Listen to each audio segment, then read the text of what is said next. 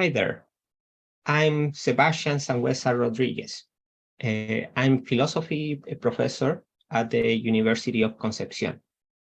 I'm also one of the co-organizers of this interdisciplinary forum, Homo Ludens, Mind, Agency, and Video Games. This event is a joint initiative, a joint collaboration between the Department of Philosophy at the University of Concepción in Chile and the Neuropsychology and Cognitive Neurosciences Research Center at the Catholic University of Maule, also in Chile. This event is also made possible by the kind funding of two grants of two institutions. On the one hand, a grant given by the National Fund for Scientific and Technological Development under the project The Ontology of Mind and Causation, for which I'm a responsible researcher. And the other grant granted by the Vice Chancellery for Institutional Relationships and Cultural Outreach at the University of Concepción, also here in Chile. Beforehand, I apologize for my raspy throat. I'm still taking off a little bit of a spring cold. So I'll try to do my best throughout this event. Unfortunately, today's session doesn't count with simultaneous translations, so our apologies for that.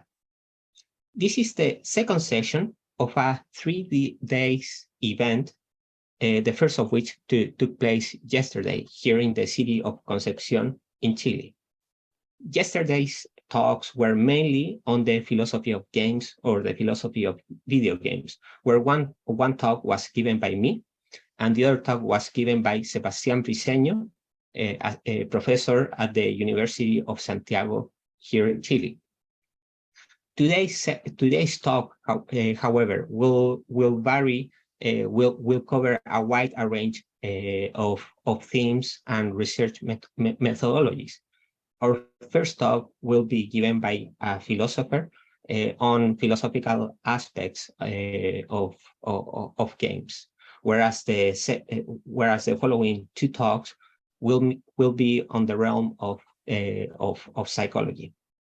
Finally, today's session will be ended by a special interview with Ken Levine, a paramount insider figure in the world of game development as well.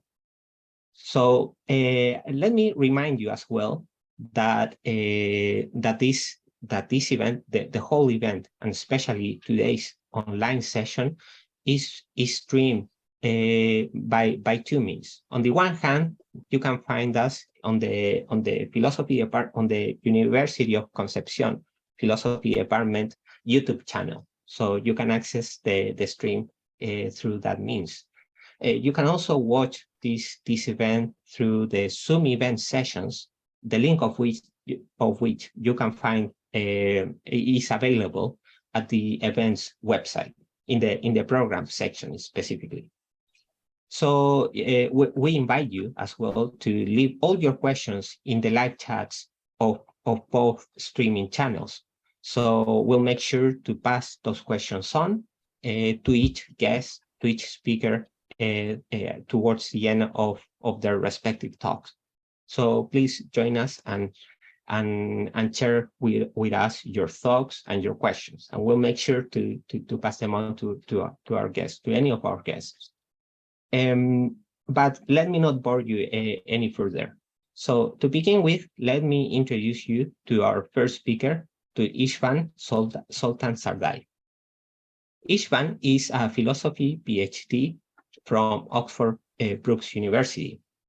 He is a researcher in philosophy and ethics with a deep interest in politics, international relations, literature, and other social and human concerns. Istvan is also visiting researcher at Keio University, Japan, and part-time lecturer at the Tokyo Institute of Technology. Istvan, the floor is yours. Thank you so much, Sebastian. I would first like to say thank you to the organizers. It's wonderful to be here, and thanks, Sebastian, for the invitation. It's really a pleasure to be able to join in from Japan tonight. And I am going to be, I apologize to everyone, this is not going to be a visually stunning and very entertaining talk. I'm going to be a little bit old-fashioned. I have to make good use of my time, so I try to write a rough draft of my ideas. And I'm really looking forward to hearing your feedback. I'm going to mostly read out my ideas, but I'll skip some sections so as to stay on time. And the title of my talk is Which Capacities and What Kind of Agency? So in this talk, I explore whether we can gain a better understanding of our agency when playing video games if you consider what philosophers working on human action have proposed as leading views of action and agency. It's often said that video games provide us with new capacities, but exactly what kind of new capacities do we gain? And what does this mean for our ability to be agents who can make rational, intentional, and voluntary choices? I argue that we don't gain any new physical capacities, nor do we gain new skills, really, besides becoming better at video games. And the new skills that we do gain are mostly particular types of reasoning skills. We can improve our ability to think through certain situations. However, exactly due to the very liberating, entertaining, and immersive nature of games, the goals that we pursue are very different and give us different reasons than what we would normally pursue or be sensitive to. So it's going to be interesting whether any of these new skills and capacities transfer to our life otherwise. One might think that such practice is only useful and beneficial if it is transferable and morally good. In case it is not transferable, if the new capacities cannot be used more widely in our lives, then it might be entertaining, but it isn't very useful. And in case it is transferable, but it's morally neutral or banned, it doesn't really improve the character of players and might lead to harm. Of course, what is most likely is that there is a mix of transferable skills, and hence games have an ambiguous effect on our social and moral agency. I'm going to try and have a look at how this exactly works. I'll sketch briefly the two most popular and widely endorsed views of action and agency that are defended in contemporary analytic philosophy, but I think can be said to underlie many other philosophical views as well. And then I'm going to discuss a couple of examples to illustrate how they can analyze actions that we take while we are playing video games. And after that, I'm going to move on to discuss briefly what this means for a recent, very popular proposal regarding agency in video games, and an often discussed ethical moral dilemma regarding video games called the gamer's dilemma. Before we dive into that, I wanted to display this very recent contemporary art painting by a Czech artist. It's supposed to portray gamers, and I think it makes fun very cutely and funnily about our stereotypes about gamers. So since we're discussing agency and the character of people engaging in games, might fit in. So I'm going to talk a little bit about what are the most popular current views of action and agency in philosophy. And these two views are called the causal theory of action, which I'm going to just shorten to CTA, and agent causation, which I'm just going to mention as AC. We'll first go to a very brief sketch of this, and then talk a bit about how these relate to video games, how they would help us to understand what's going on when we are playing video games. So the causal theory of agency makes three very important main claims. And these are that human actions are events of movements, and such events are caused by events of the onsets of specific mental states, and that these states cause actions in virtue of their contents, namely because they provide the reasons for the agents to act as they do. This view has been defended by a very famous philosopher, Donald Davidson, in the 1960s, 70s, and different iterations of the view have been remained very popular and strongly supported since then. If you want to summarize this briefly, actions are movements caused by appropriate mental events. Most versions of CTA claim that we can talk of actions, something done by agents, in contrast to mere behavior that merely occurs when triggered, if we describe them as the actions intended by the agent, that it is done for a reason. So CTA focuses on intentional actions typically. And movements and the results that they bring about cannot be attributed to the agent as their intentional actions or doings under descriptions under which they were not intended by the agent. To take an example, if someone intends to turn on the lights, then according to CTA, they're raising their arm, they're moving their fingers, they're flipping the switch, they're turning on or off of the light, and lighting up the room would be all intentional actions, since these are what the agent intended to do. The agent intended to turn on the light and intended to do this by raising their arm, moving their fingers, flipping the switch, and so on. So the agent's intention and what happens together yield these descriptions of the event that happens, and under these descriptions, the event is an intentional action of the agent. There are also all descriptions of the event of a movement caused by the agent's relevant mental states, constituting the agent's intention to light up the room. It can be said that the agents also moved around some dust particles, gave away to her nosy neighbor that she's at home, and consumed some electricity. We can say that the agent also did these things at the same time. But since none of these changes were intended by the agent,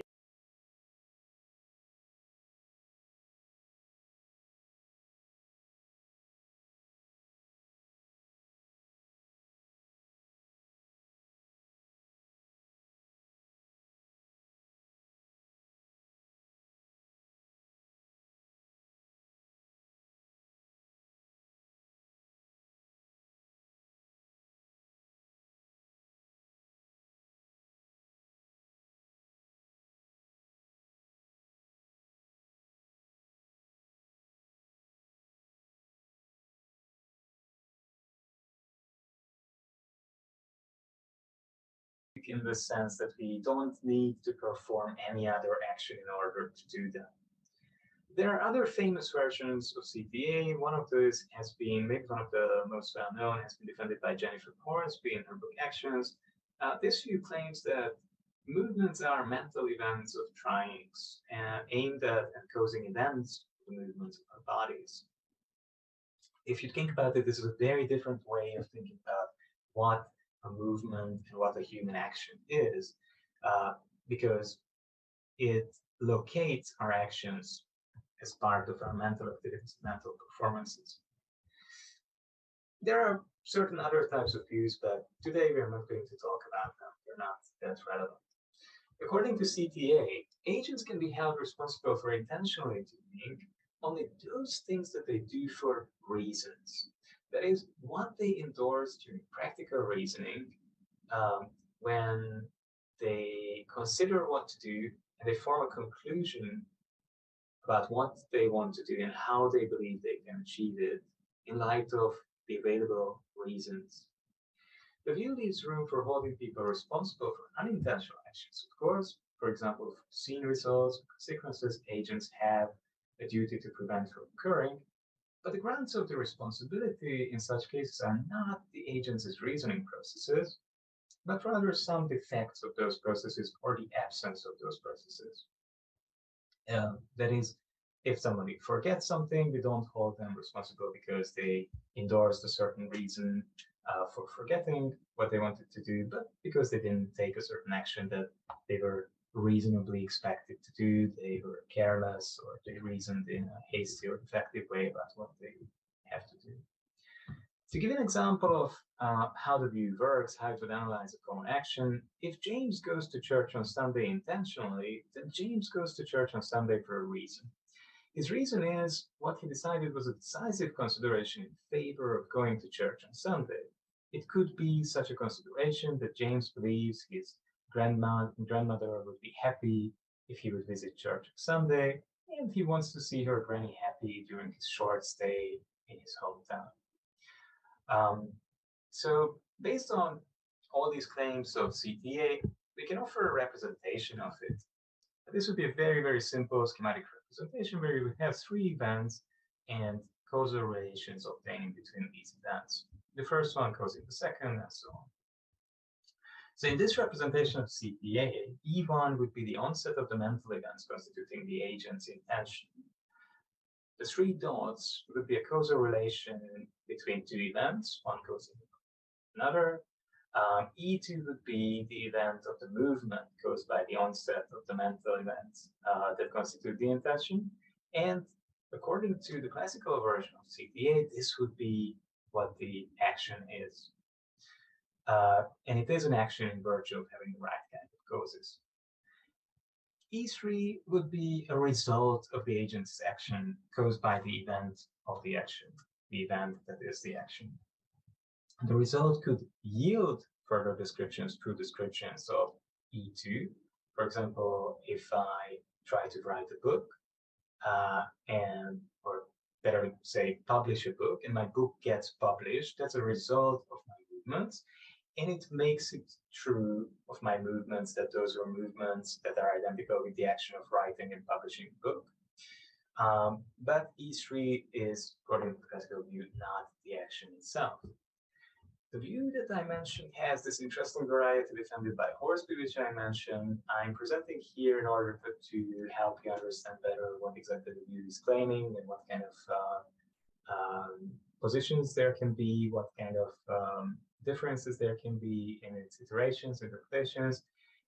Again, the schematic representation of Hornsby's version would be the same, but Hornsby would understand what's going on slightly differently. And the first event in this case, E1, which is the onset of mental events constituting the agent's trying, would be the agent's action. So according to Hornsby, when we are raising our arm, there are two events going on. And the first one is a mental event of a trying to raise our arm. And this is our raising our arm. And this event causes the second event, E2, which is the event of a movement caused by the onset of the trying. This would be the rising of our arm. If you think in terms of English language, English tracks this quite clearly with the help of transitive and intransitive verbs, right? The action would be expressed in terms of a transitive verb, I'm raising my arm, and the result of my action would be expressed in terms of an intransitive verb by the rising of my arm. The result of my action would be this. You could talk, of course, about further results of the agent's action caused by the event of the action, but these would be further removed. And even if they are true, even if they yield new descriptions of the action, what they yield new descriptions of would be the first event, the mental event of the trying. So as you can see, the disagreement here concerns which events we regard as the agent's action and which as events that are the causes or the results of the action. On Hornsby's view, we would describe the mental event of trying as the agent's moving of her arm and the event of the bodily movement caused by this trying as a movement of the agent's arm. CTA is very popular, but it has a couple of limitations.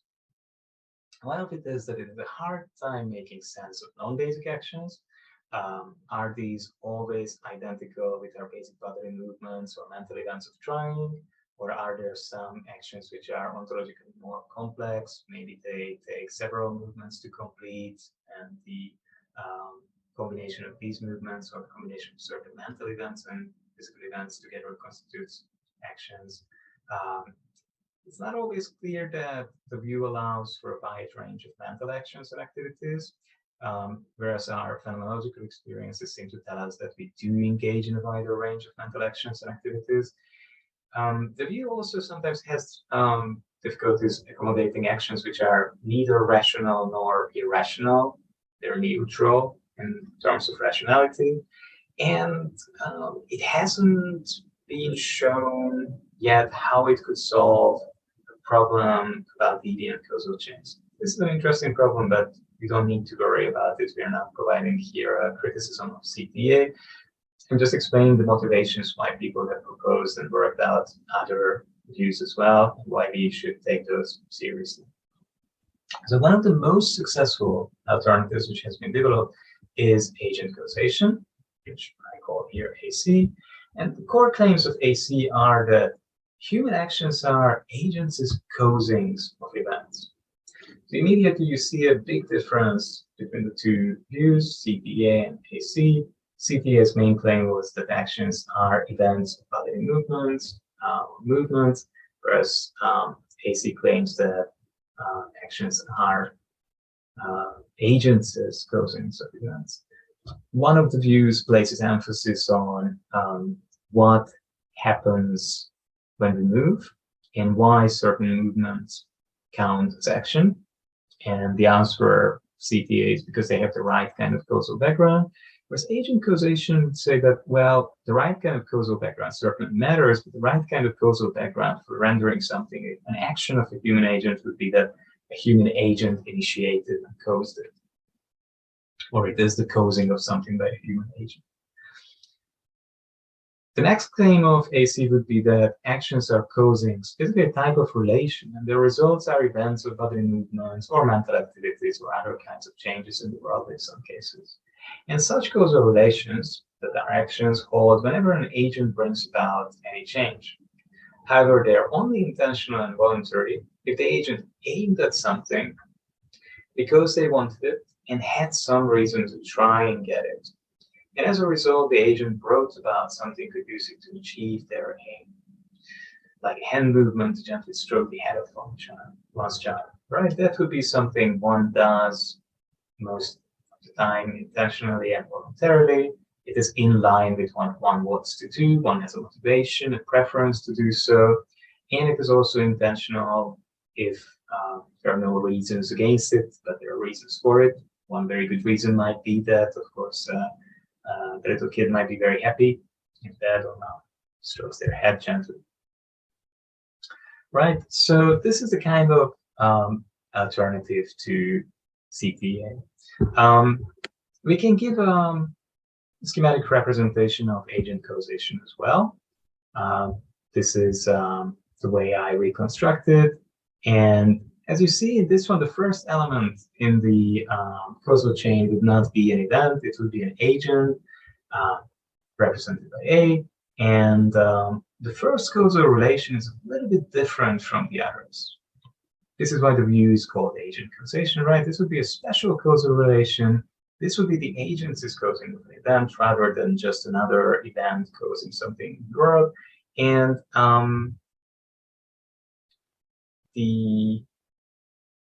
according to CA, this relation between the agent and the event that the agent brings about, the change in the world that the agent brings about, is the action.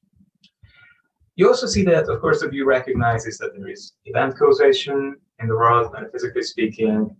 There are normal or event causal relations. And E1 in this sequence would be the event which the agent brought about. So it would be the result of the agent's action. E2 would be an event which is a consequence of the agent's action caused by the action's result. So in that sense, E1 could be understood as the rising of my arm, and ... star could be understood as my raising of my arm. That's my action, and the rising of my arm would be the result of my action, which might have then further consequences. If I raise my arm to wave to my neighbor, consequence might be that my neighbor waves back or smiles happily because I noticed and I waved to them. So in this sense, AC claims that agents are the causes of actions, where CT claims that the occurrence of mental events are the causes of actions. AC identifies actions with causal relations obtaining between agents and the results they intend to bring about, where CTA identifies these with movements with specific kinds of causes. And one of the interesting things that comes up as a product of thinking about actions in these different ways is that the causal theory of action is, in a sense, a reductivist view regarding actions as well as agency. Because the only difference between the activity and the passivity of an agent is what mental states occur in the agent. But there's no more direct sort of hands-on or active involvement by the agent, no control or other mechanism which would distinguish the agent is doing something from something that merely happens to the agent. If the right kind of mental states happen in the agent, that's enough to render some of the movements caused by those mental states actions. It's also plausible to treat it as a reductivist view about abilities, because it could claim that abilities are just something that we attribute to people who regularly manage to do what they intend to do in a way that they believe that they can do it. That is, the causal theory of action would usually claim that when we say that someone is good at the game or they're imaginative in solving problems at work, the agents in question don't have kind of stable, specific disposition or ability to act in these ways. Something metaphysically substantial exists throughout time.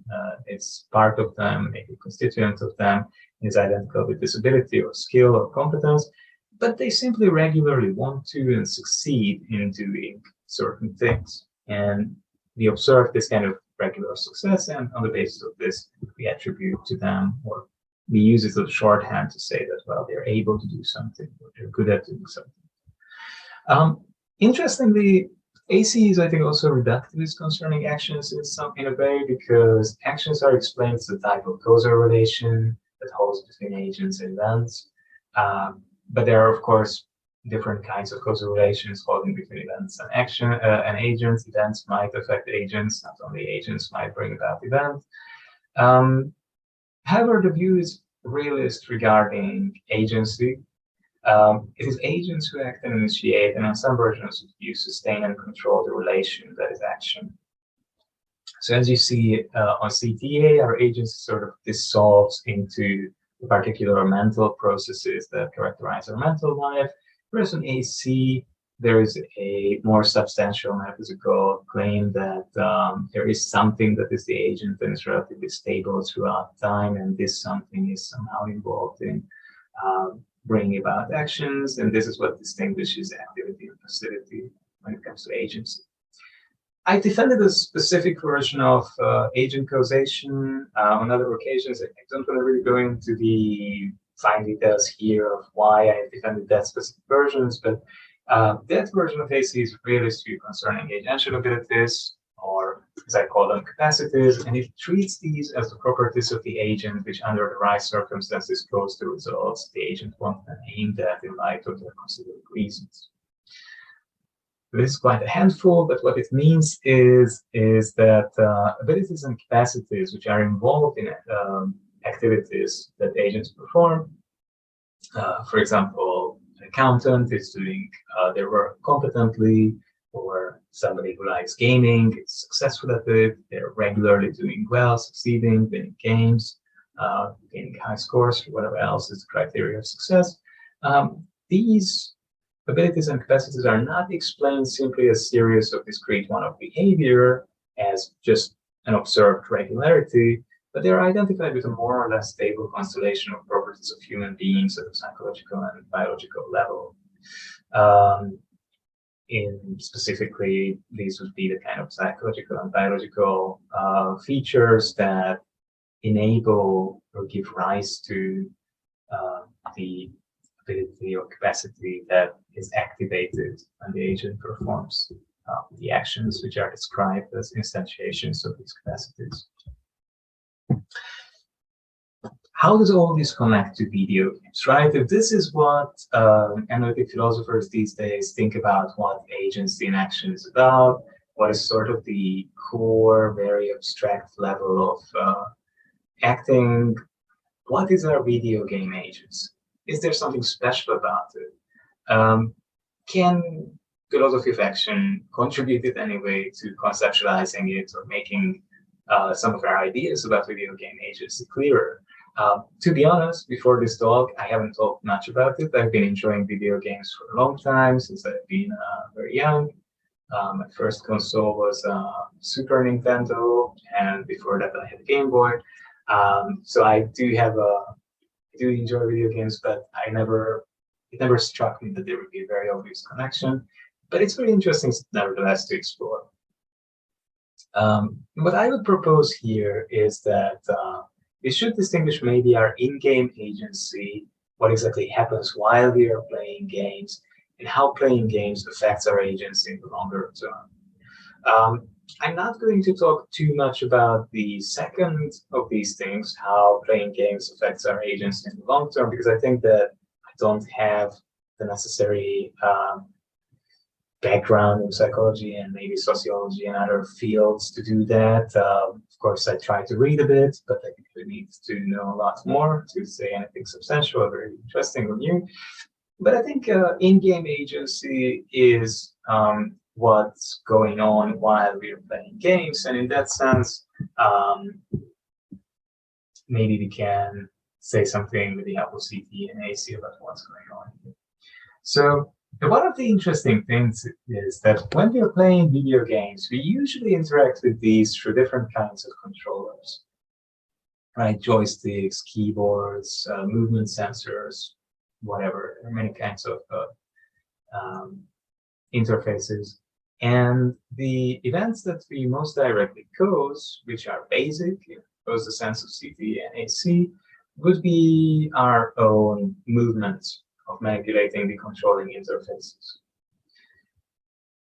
And this is an interesting aspect of our in-game agency, that physically we perform a very, very limited range of movements in most games in a very repetitive manner. You click the mouse many, many times where you're playing a strategy game to control where your troops are going, or if you're playing a shooting game, you click the mouse many, many times to indicate where you're shooting. If you're playing a building game, you click the mouse many, many, many times to indicate where you're placing buildings, and so on. In most cases, by pushing a button, we can jump. By pushing another one, we can place a building, and so on. But not much else at the physical level is really going into playing games typically. There are, of course, some exceptions where you control the game by making certain movements and so on, but these are not the rule, they're rather the exception. We also typically don't really acquire new physical movement-like abilities while we play video games due to the nature of the interfaces, right? Physically, we control most games by a simple pushing of buttons most of the time, and that's something most of us are able to do, maybe not as well as a professional gamer, but we are able to do it at a certain level before we start gaming. I'm not saying there's no sophistication in controlling games. If you watch any competitive gamer, I have checked out some people playing Age of Empires on YouTube, and some of them install cameras showing how they control what they do on the keyboard. They're very fast, they're obviously very skilled at this, but regarding the kinds of things that they do physically, there isn't really much that an average person can't already do. So how could we analyze this with these sort of physical actions with the help of CTA and AC? Now, CTA, we apply our schema and we take an example like we have a character in a game like Skyrim or some kind of action or fantasy game, and we want to jump over an obstacle. You can also think about Super Mario, if that's closer to you. The first event would in this case be the intention of the agent to jump over an obstacle in-game. There would be a causal relation between this event and the next event. And the next event would be the event of the finger movement of pushing the button for jumping in-game. And then this would lead to the character jumping in-game. So we would perform a virtual action of jumping in-game. This would lend a description to the second event, our action, which would be a jumping. But of course, this is just an in-game jumping. We don't become better at jumping because we are very good at jumping with Mario over obstacles. The action would still be E2, and its most fundamental description, it would be finger movement, a bodily movement, not something else, right? And this would be the means by which we would perform other actions. So if you're thinking about, okay, what did the agent do? Many descriptions are true in virtue of what is happening in the game, but those are virtual in a certain sense. What could AC tell us about this kind of actions? It's going to be a very similar analysis, I think. A would be the agent playing the game. The agent-causal relation, in this case, would be the agent is pushing of the button, obtaining between the agent and the event of the result of their action, the button getting pushed.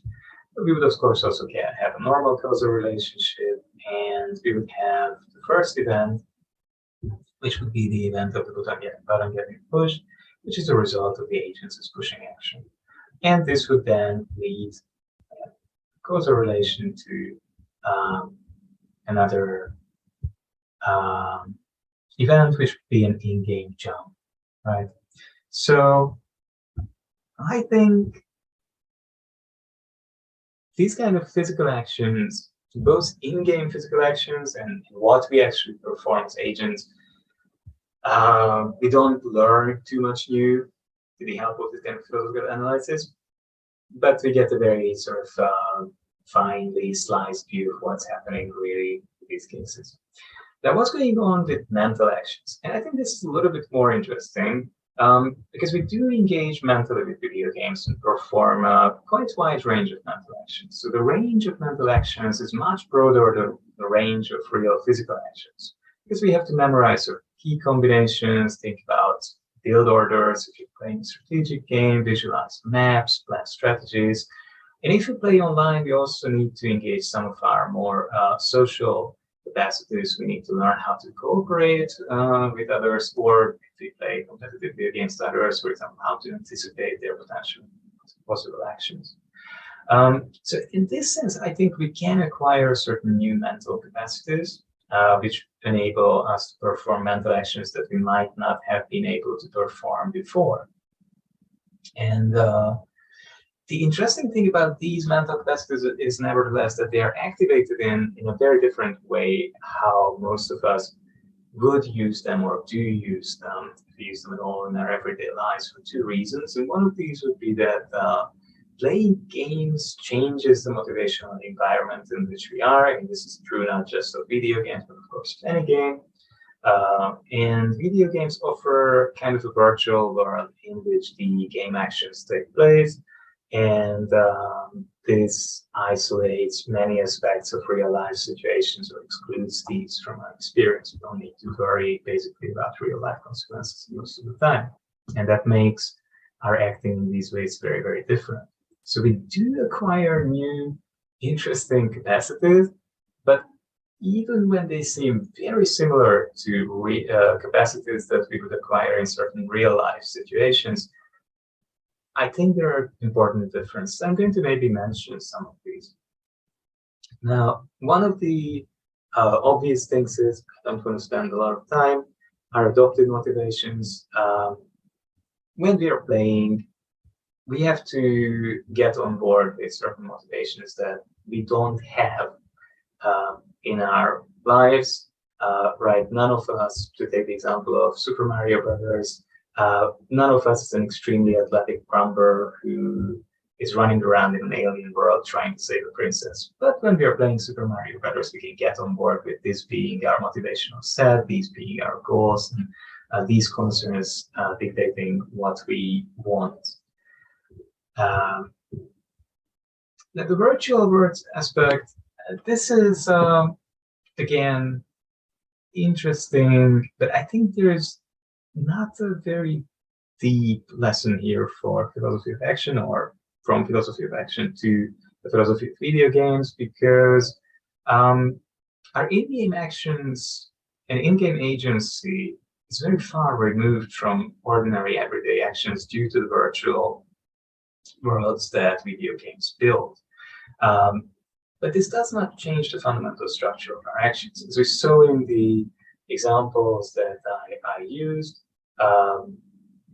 the views can be applied to understand what's going on when we are playing video games without really needing any extension or change. They can analyze these cases quite simply. There are more events, more layers of events, longer chains of events through which we act, but that seems to be about it. So if we would want to analyze with the help of these views mental events, we would probably want to look at something like placing some defensive units in a strategic game, we would still have the onset of the intention to choose a position for these units. We would have causal relations, and we would have the event of deciding which position to move the defensive unit to, which would cause the event of forming an intention to move the defensive unit to the chosen position by clicking the right buttons, and so on. You would get through the point where you push a button, and that causes the in-game action to happen. This would be further removed from your basic actions, but structurally it would be a similar kind of action as our ordinary actions. And most CTA defenders would claim the real action, in this case, is still a bodily movement or a mental action with the right causes. I'm not going to read that, but basically we get the same result when we apply AC. We still can easily identify the action that the agent is causing of certain events. There's just a longer chains of events leading from this causal relation to the events happening in game. Now, what do we get from this is that our mental agency seems to be what is mostly enhanced when playing video games. But this does not necessarily seem to be a very significant change in the kind of agency that we have. And I think one of the interesting things is, this is maybe a deflationist position that I'm defending. Theo Nguyen, very, very creative, fantastic philosopher, wrote a lovely book, which is not titled book, it's titled Games. Sorry, apologies. That game designers sculpt agency itself, and that when we play a game, we slip into this alternate agency. And often we put our normal values out of mind, and we become, for a moment, a different person with different goals and abilities. And Nguyen spends some time, many pages actually, in his book arguing that this is very fundamental change to our agency. Now, I think what we see, if we really think through what's going on whenever we act in games, literally this cannot be taken seriously. And we need to go with a much lighter, much more light touch, metaphorical reading of Nguyen's game. When we are playing games, we do acquire some new skills, but we acquire them in a very, very similar way in which we acquire new skills whenever we do anything really in the world. So this is maybe a little bit disappointing, but I think this deflationist position is the correct position about our video game agency.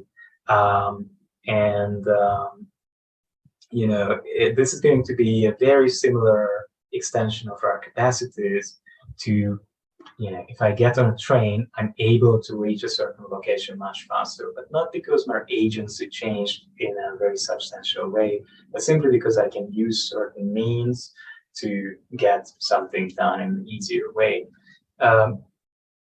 In game, we can do similarly certain things in ways that we would not be able to do otherwise, but these all happen in the virtual world. They don't give us real new capacities or real new substantially different agency. And I think I'm around, sorry, how much time do I have left roughly?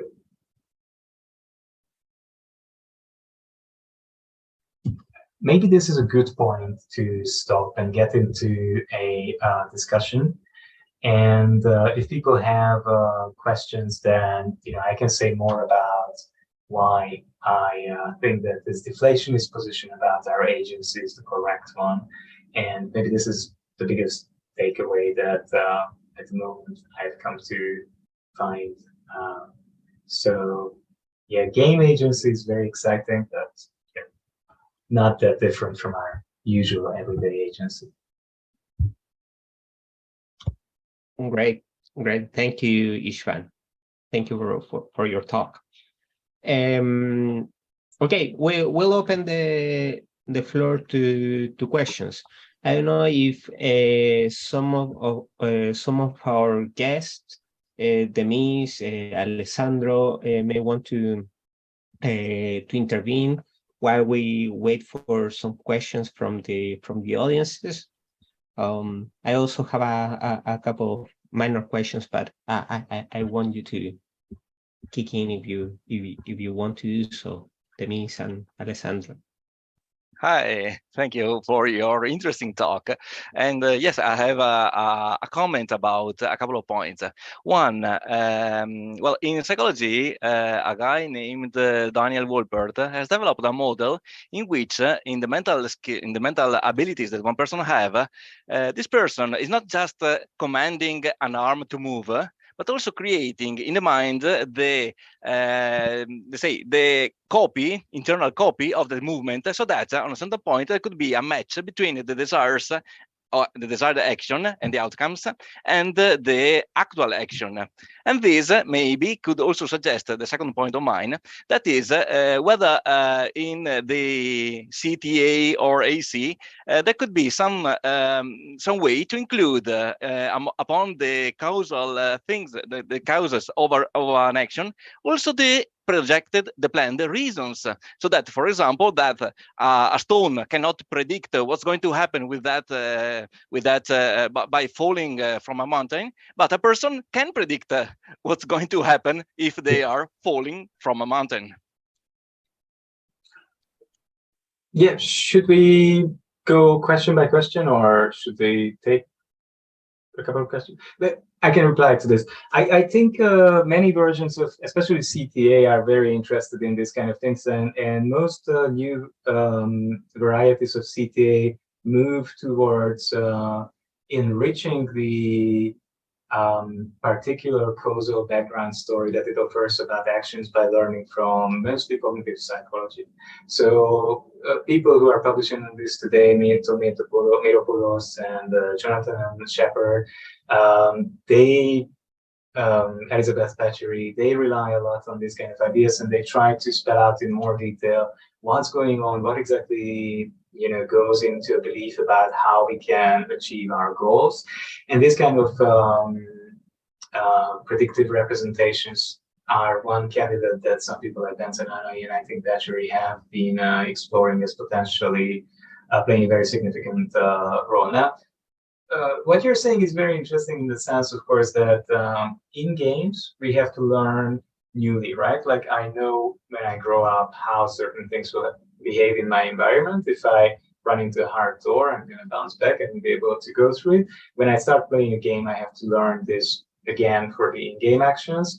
But I think the fundamental structure of what is an action here still wouldn't change, but we would need to learn some new know-how and acquire some new representation about how we can choose the right means to achieve what we want.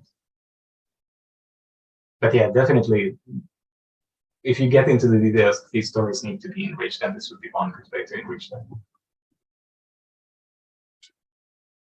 I don't know whether that... Yes, thank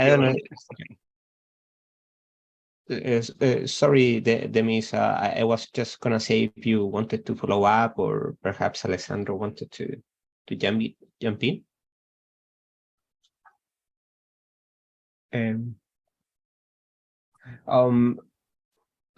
I think there's Alessandro. I'm sorry, because I reached only in the last 10 minutes due to the two connection issues.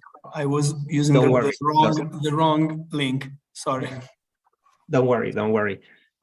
Yes, Istvan. I had a couple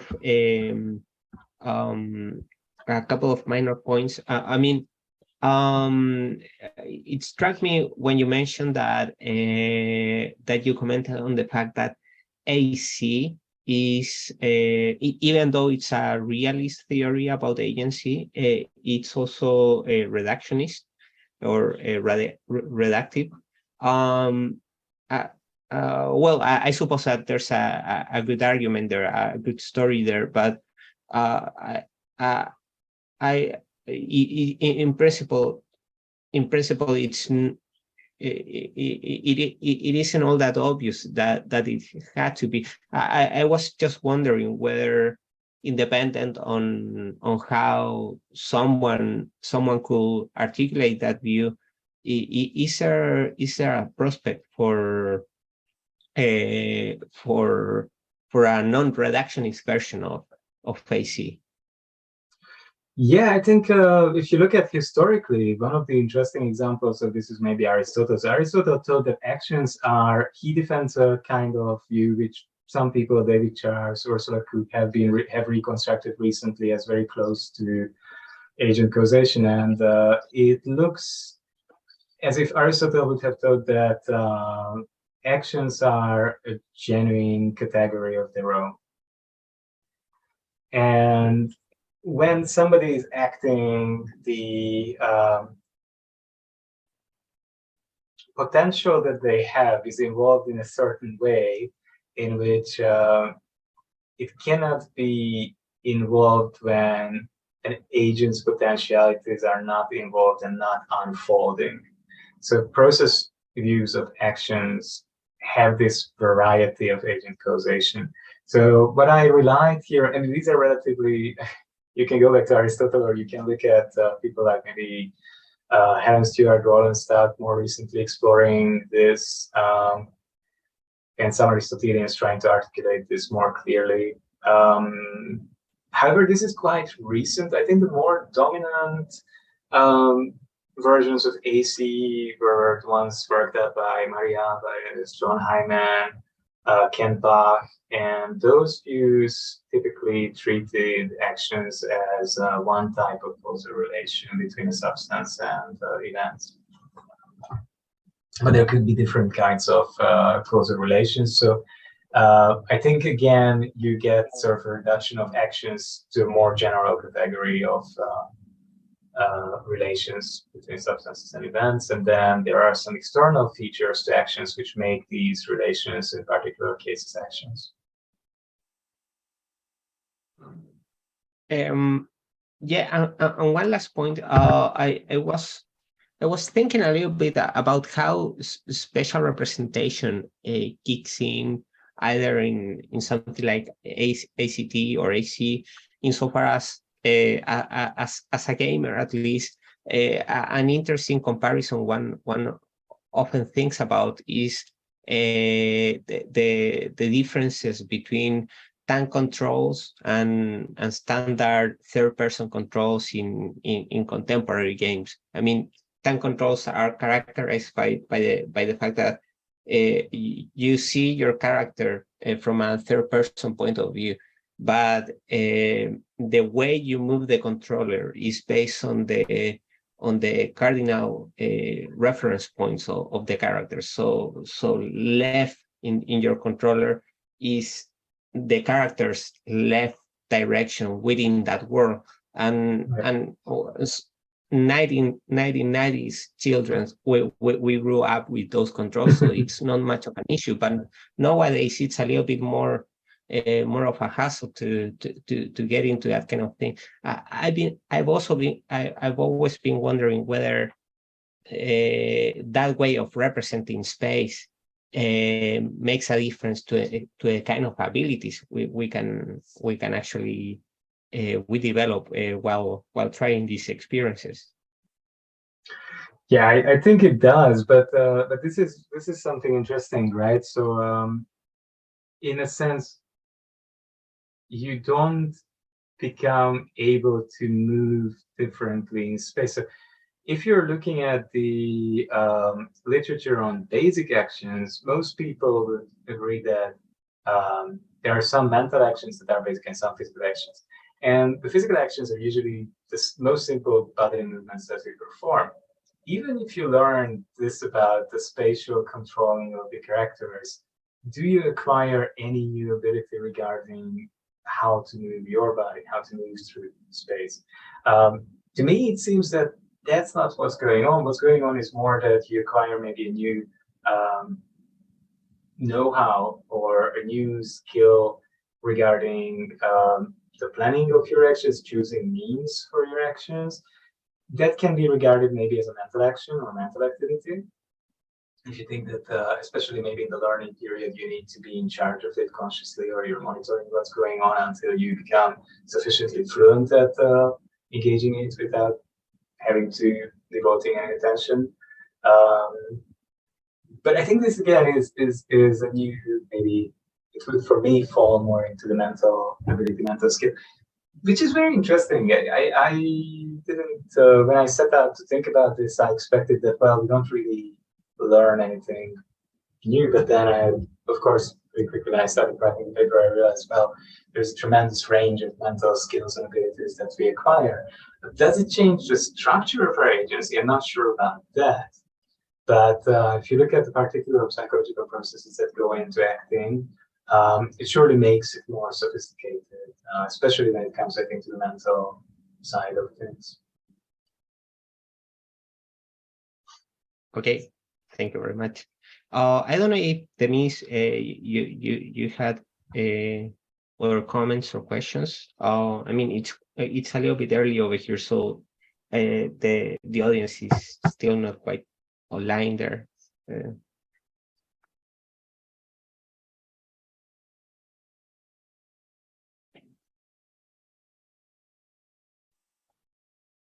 Okay, if there are no further questions, perhaps we should leave it, we should end this talk, this first talk here. So we can also get a little bit of catch up time, since we started a little bit later.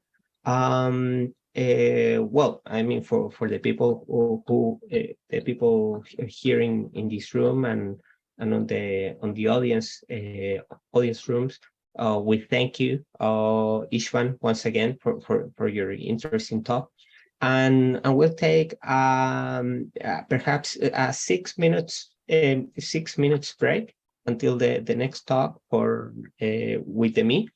And until then, thank you very much, and see you then shortly. Thank you.